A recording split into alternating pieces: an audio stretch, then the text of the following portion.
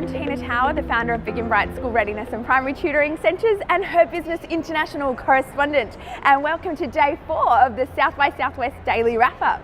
Another great day today. I cannot believe that tomorrow is the last day. It's a conference that goes so long, yet goes so quickly. And I'm starting to get a bit tired today because the days are so full.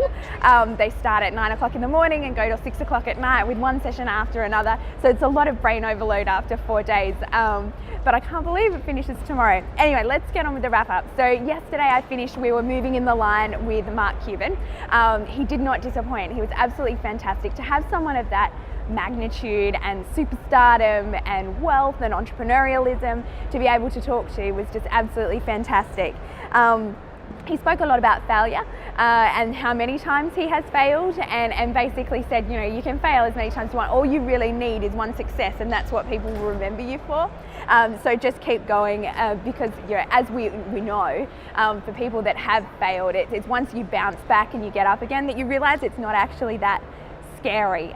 The world will not end when you fail, so go for it. His 2 tips of where everything's heading in the future was deep learning and artificial intelligence. So focus on those 2 things as we move forward. So first one this morning was a bit of a left of field session for me. I wasn't sure whether to go to that one or something more appropriate for what I do, but I went to see Cena, who is a WWE superstar. And it was hilarious, you know, the way he came out in this suit with all the music and the lights and everything.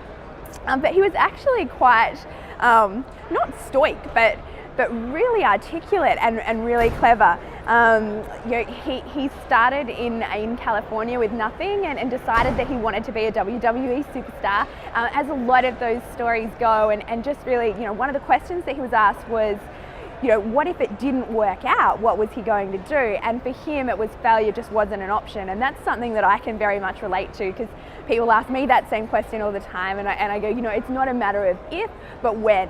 And I think, you know, that's such a secret to our success and to so many people's success, is just that do not give up sort of attitude.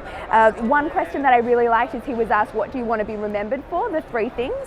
And one of them was that he love what I do, love the person that I'm with, and be easy to work with. And I thought, you know, that's a really good question to ask yourself, is what do you want to be remembered for? I haven't figured out my 3 yet, but I'll let you know. Another question that I really liked his answer for was, what advice do you have to women? And he did a really long-winded, really fantastic answer that I wish I could have written down the whole thing that quickly. But I love what he said about his girlfriend was, when I need a hand, she grabs it and we run together, which I just went, oh, swoon. But a lot of it was all around strength and being strong as a woman, being independent, and be inspirational for your actions, not your words that come out of your mouth, which I think is really good. And the interviewer was a lady called Katie, who was absolutely fantastic. And she piped in and said, oh, being a female is actually a very strong advantage once we can figure out how to harness that and do things a lot better than men as well. So I think that's something really good to be aware of. Next after that was Marc Jacobs, the designer superstar. So a lot of really big names today, which was quite exciting.